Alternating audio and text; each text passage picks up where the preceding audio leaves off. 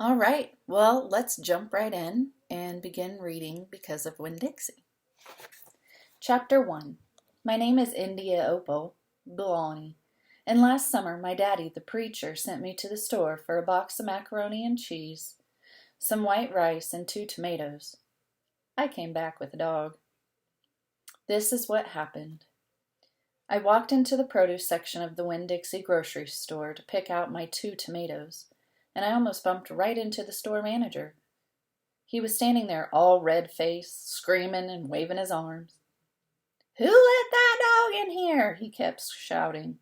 "Who let a dirty dog in here?" At first, I didn't see a dog. There were just a lot of vegetables rolling around on the floor, tomatoes and onions and green peppers. And there was what seemed like a whole army of Winn Dixie employees running around waving their arms just the same way the store manager was waving his. And then the dog came running around the corner. He was a big dog, and ugly. And he looked like he was having a real good time. His tongue was hanging out, and he was wagging his tail. He skidded to a stop and smiled right at me. I had never before in my life seen a dog smile, but that is what he did. He pulled back his lips and showed me all his teeth. Then he wagged his tail so hard that he knocked some oranges off a display. And then they went rolling everywhere, mixing in with the tomatoes and onions and green peppers. Excuse me. The manager screamed, "Somebody grab that dog!" The dog went running over to the manager, wagging his tail and smiling. He stood up on his hind legs. You could tell that all he wanted to do was get face to face with the manager and thank him for the good time he was having in the produce department.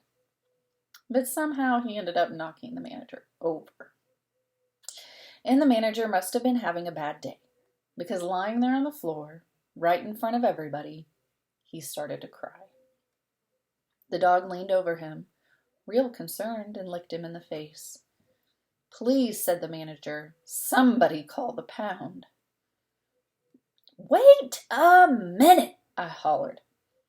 "That's my dog. Don't call the pound." All the Winn Dixie employees turned around and looked at me, and I knew I had done something big and maybe stupid. But I couldn't help it. I couldn't let that dog go to the pound. "Here, boy," I said.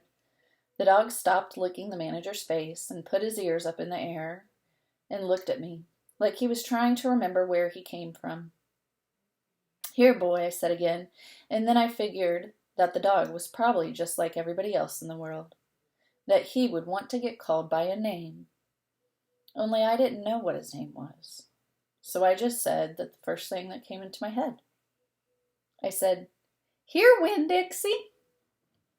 And that dog came trotting over to me, just like he had been doing it his whole life.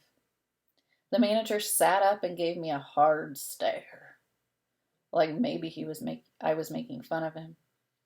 "It's his name," I said. "Honest." The manager said, "Don't you know not to bring a dog into the grocery store?" "Yes, sir. He got in by mistake. I'm sorry. It won't happen again." "Come on, Winn Dixie," I said to the dog. I started walking, and he followed along behind me as I went out of the produce department, down the cereal aisle, and past all the cashiers and out the door. Once we were safe outside, I checked him over real careful, and he didn't look that good. He was big but skinny. You could see his ribs. And there were bald patches all over him, places where he didn't have any fur at all. Mostly he looked like a big piece of old brown carpet that had been left out in the rain. "You're a mess," I told him. "I bet you don't belong to anybody." He smiled at me. He did that thing again where he pulled back his lips and showed me his teeth. He smiled so big that it made him sneeze. It was like he was saying, "I know I'm a mess. Isn't it funny?" It's hard not to immediately fall in love with a dog who has a good sense of humor. "Come on," I told him. "Let's see what the preacher has to say about you." And the two of us, me and Winn Dixie, started walking home.